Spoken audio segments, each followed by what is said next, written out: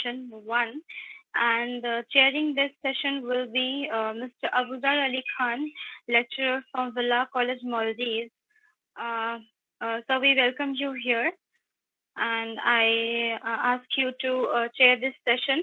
There will be 8 speakers or paper presenters for this technical session, and each paper presenter will have around 4 minutes approximately to present their papers. So over to you, Mr. Abuzar Ali Khan. Sir, if you can hear me.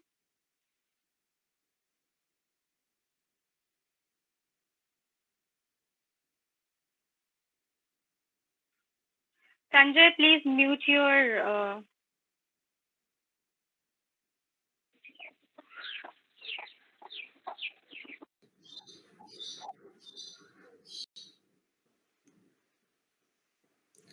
Hello everyone, this is Abuzar Khan.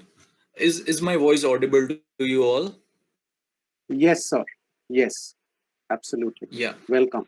Uh, thank you, Mr. Sugandha, for inviting for this webinar session and giving this opportunity to speak and chair the session. Since I wasn't keeping well from past few days because of the pandemic issues around the world, so I was a bit worried that I'm going to do that. But since you have given this opportunity and invited me, so I feel very thankful to you. I'm very thankful to you for giving this opportunity. So firstly I would like to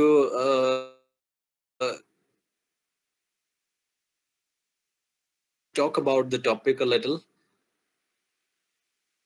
the state of democracy in Asia, experiences and expectation, and soon after that we will move forward with the technical session. And I would like to call upon the presenters for their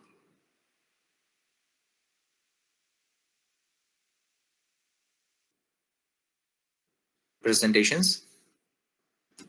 I'm ready to present, sir. Possible? We request the presenters, paper presenters, to please wait for Mr. Abuzar Ali Khan to deliver his presentation first. And after that, the paper presenters will be called one at a time. Okay, Uh, thank you. yes, yeah. So when we say about saying about the yeah, just a minute, please give me a few minutes. I'm saying that yeah, yeah, yeah, yeah. So in a state of democracy, if we count in Asian countries, we can figure out around 166 countries, but over and all, we can say that none of the country has a fully reported, reported full democracy over these Asian countries, and it's a challenge to assess the state of democracy in Asian countries. It's highly relevant on the authoritarianism and political transitions and economic shifts, actually. So authoritarianism is increasing since the authoritative people have, they have degraded some places. In some countries, they have degraded democratic culture, and by doing some surpassing activities and independent thoughts, and they undermine the democratic norms by undermining the democratic norms. So this is one of the reason the democratic, the levels have been reducing, and the power and because of the abusive use of the authoritarianism. And the next thing is, we can see the political transitions and economic shifts, which is also causing the democratic institutions to lower its working.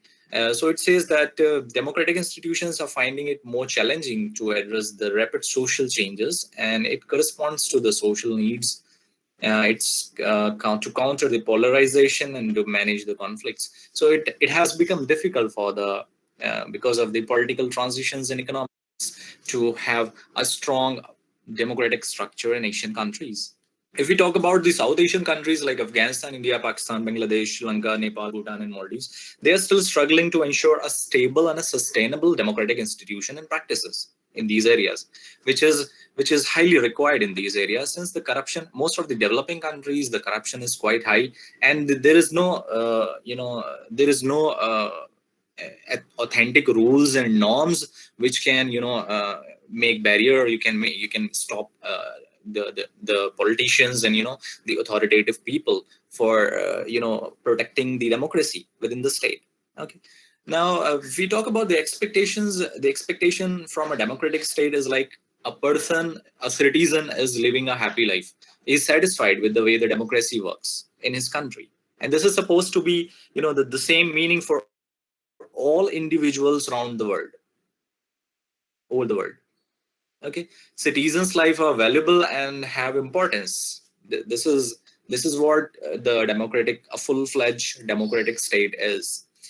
But if we see the literature, we will find that there are varieties of democracy existing in Asian countries, and that has been established with a diverge in a way, like according to the by realizing their democratic principles. So the countries have established the democratic principles as per their differences in economic structure, as per their differences in culture, society, and international relations.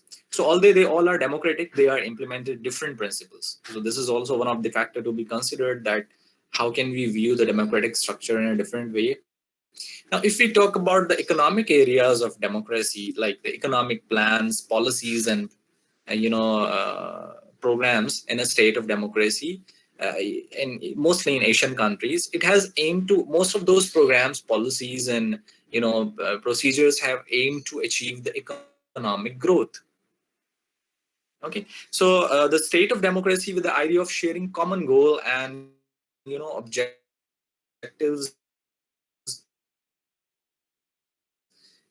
common goals and objectives, which is enabling easy trade, generally have provided numerous opportunities for sustained economic growth. So the programs aligned, the policies aligned by different Asian countries, democratic Asian countries, are meant for a purpose to achieve the higher economic growth and a better standard of living all over the Asia. And since democracy promotes economic liberalization and prefer long-term and sustainable economic growth, so this is one of the the democracy is promoting the economic liberalization. So this has brought more opportunities, more business opportunities, more economic opportunities, where the countries have trade, have option of trade within them, and making more businesses, giving more incomes, and and just all in all improving the economic wealth of nations within the Asian states. Now if we talk about India, in case of economic plannings and procedures in a state of democracy, we can say that India's democratic nature and development policies are complex. It's complex because the industrialization and the economic programs were obstructed by the politics and patronage. It's quite highly, it can be observed, the political dominance, and sometimes the way of the economic structure work is quite obstructive for the development, and for achieving the targeted objectives which the country plan and design. So being a state of democracy, even though it's not very successful, it's quite complex. This is what I mean to say. So here, however, if we can see the 5 years plannings launched in 1951, and have been bit successful and have brought the expected or the planned development within the nation over this period of time since 1951. So, over and all, I would like to say that this is the authoritarianism, the politics, and the economic shifts which are, causing democratic variations in a democratic state, and these are the reasons which are actually, dominating the state of democracy. And the authoritarianism, the political politics and the economic shifts are, if they managed well off, I think there can be a better political structure. They can make further better plannings, and can improve the overall standard of living within their country and within their neighboring countries, especially talking about the South Asian countries. So here it's a huge requirement that the democracy needs to be uplifted with the social, political, and economic norms according to the accuracy of norms should be high, and there should be a level of legacy, and for those things, if been brought to the democratic states, like especially I'm talking about the South Asian countries, there we can see that the development, the economic development, and the overall development of the country will be quite higher, and people feel that the citizens of the country can have more satisfied life, and a better standard of living can be entertained by following the specific rules of democracy. So this is what I would like to say, not taking much time from you guys, and I would like to proceed up with the participant. Would like to cheer up the session.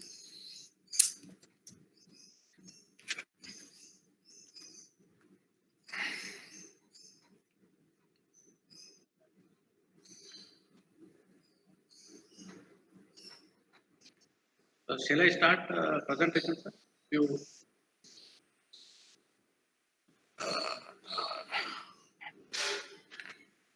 So, according to the details provided to me, Dr. Haridas Biswas is Yes, sir, can I the interrupt? assistant professor and from Nurul Hassan College, and he would like to present his paper on title Indian Foreign Policy Decision Making on the Epidemic Situation. Is Uh, Mr. sir, Haridas Biswas Yes, available? yeah. yes, Uh, sir. just a minute. I'm interrupting. Sorry for doing this. This is Nikhilesh Am I Bhattacharya audible from to you Birpada all? College. Nikhilesh Bhattacharya from Birpada College. Shan wanted the host Shan Anjum wanted to say something. Is there any Shan, technical can you issue? just clarify? Yeah. Yes, I just wanted to say that we have already circulated the order in which the paper presenters will speak. So first up is Dr. Haridas Vishwas. Sir, I can see you I would already like here. to So go recall on Mr. with your Haridas presentation, Biswas, please. the assistant Yes, professor Yes. from Thank you. Nurul Hassan College, yes, sir. Thank you, everyone. and his paper title is Indian Foreign Policy Decision Making on the Epidemic Situation. Sir, are you visible? Hello, are Yes, you sir, you are visible? both visible and audible. Please carry on with Okay, okay. your Thank you, presentation. thank you. Yeah. Okay, thank you.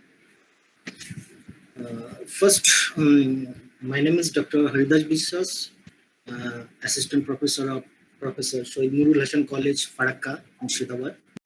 So, first of all, I would like to discuss on the topic the foreign policy, Yeah, Indian sure, foreign sure. policy decision making on the epidemic situation. Okay. So first, I have given some introduction about the topic that uh, like the world is facing humanity's biggest crisis since after the Second World War, uh, and India also faces many contemporary security challenges, many of them internal or external in the pandemic situation. Okay, but Domestic politics plays a key role in determining which security challenges are interpreted by Indians as the most pressing. And this article first addresses the advancements of Indians' residential, legislative issues, and international strategy since freedom. At the point of talk about different domestic, local, and worldwide security modes applicable to India. But today, almost every country has been affected by the shocking coronavirus disease, and the world is passing through a great uncertainty. So, the coronavirus has put the world economy at a foremost risk. India is also suffering by this situation. In this situation, it is essential to know how the foreign policy is formulated and what are the factors responsible for the successful and effective foreign policy. In this context, the paper explores the status of foreign policy decision making and in India and its impact on the process of regional integration in South Asia. Okay, so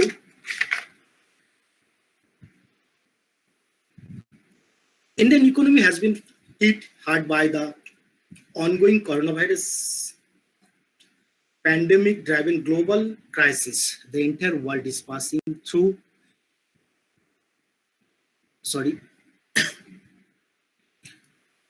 through great uncertainty, and there are primarily two major challenges that the Indian economy is facing at this turning point or crisis. The first is to save the country from the spread of coronavirus, that's mean COVID-19, which is a healthy emergency, and saving lives in this is the most important, the principal concern of the government. And secondly is to the save the economy from the unfolding economic uncertainty due to the dual effects of the coronavirus pandemic and global and national lockdown.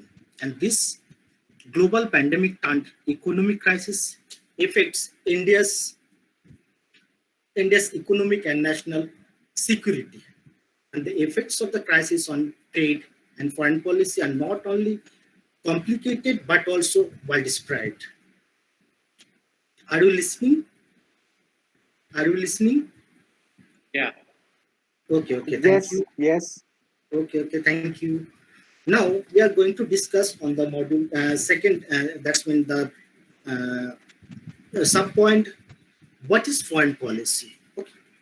And the foreign policy refers to the far-reaching and successful plan of a state to manage better matters, but that is spread out past its regional periphery. And it's a finished arrangement to appear the national goals and increase the national additions.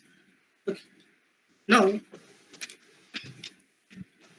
according to the, if we talk about, that's when, if I talk about definitions, according to the Oxford Dictionary, foreign policy is a government strategy in dealing with so secondly, I would like to discuss on next sub point, foreign policy decision making.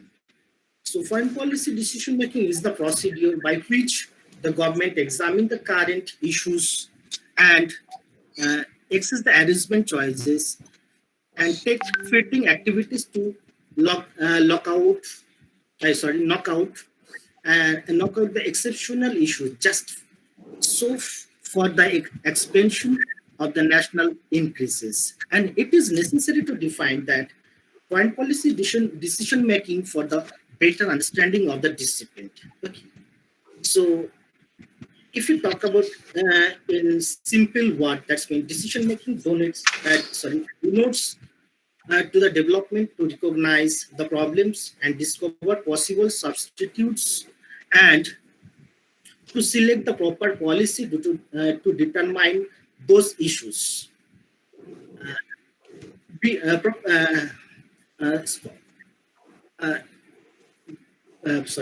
Professor Raman prescribed that decision making in foreign policy engages the analysis and evaluation of past and and present data. In the globe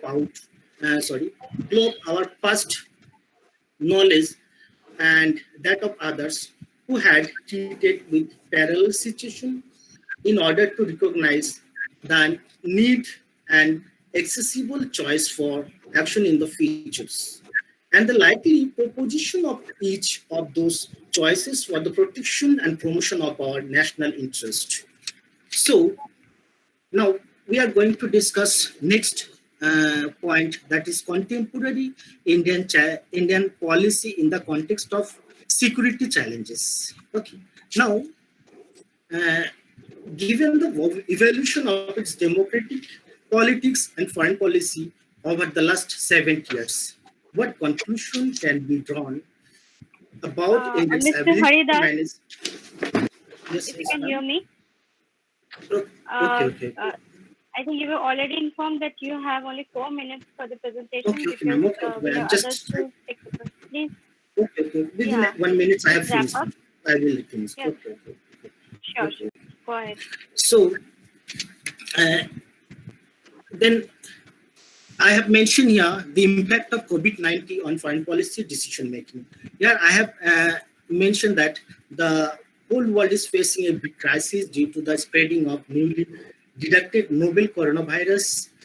A vast number of people have already been infected since last 6 months, and people are thinking about the control of uh, infected individual, medical vaccine treatment, and other safety measures. The program of the government of most nations, including India, already have taken several methods such as lockdown, social distance, shutting down of school, college, and other religious gatherings also to contain its spread. So the Modi government also taken some policies to reduce these situations. And actually, I have many things here, but I can't express myself because of short time. So thank you, thank you, thank you.